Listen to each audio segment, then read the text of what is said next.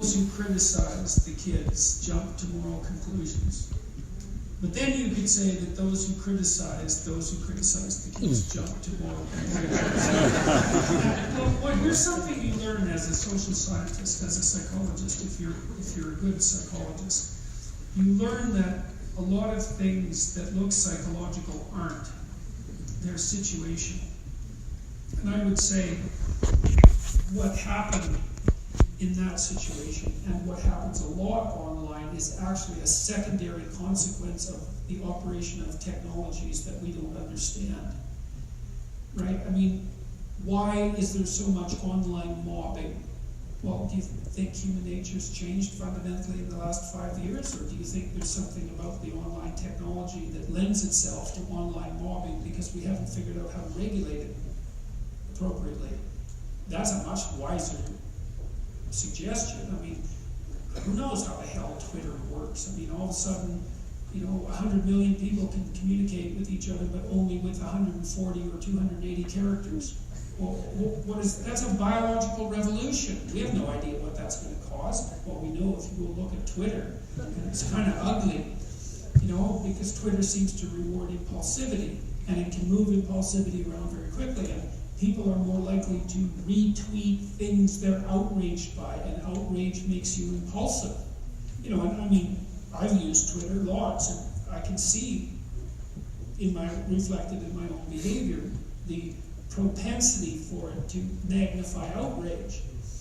Well, it would have been better had people not jumped to conclusions and reviewed all the evidence at hand, but these new media forms mitigate against that in many circumstances, right? And outrage can spread in a flash.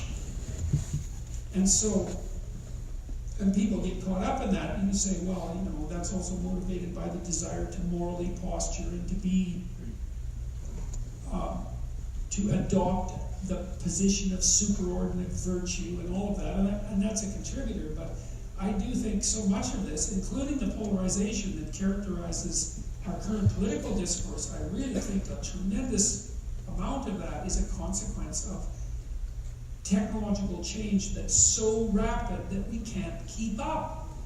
Like you see that traditional media degenerating very rapidly, and I'm talking about the degeneration as viable financial enterprises. Right? TV stations are threatened. They're dead because of YouTube. Radio's dead because of podcasts. Print journalism is dead because of blogs. And those are massive technological changes, but these old entities, the mainstream media entities, still exist. They're still running on empty. They're still running on inertia. But as they fall apart under the stress of competition they can't tolerate, they're more and more desperate for clicks. And so they're more and more desperate, and they have fewer and fewer people, and they have fewer and fewer fact checkers. So it's easier to just chase after the outrage. And so they're in a death spiral and it manifests itself in competitive outrage. And you could say, well, that's a consequence of the lack of moral rectitude on the part of the journalist. But I think that in some sense they're caught up in something bigger, and we don't know how to regulate it well.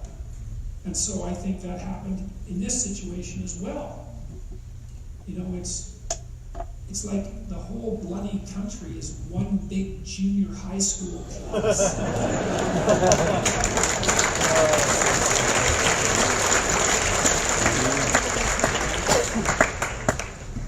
If only two guys were working on a tech company that might be able to solve some of this. Well, we'll see about that. These things are very hard to solve.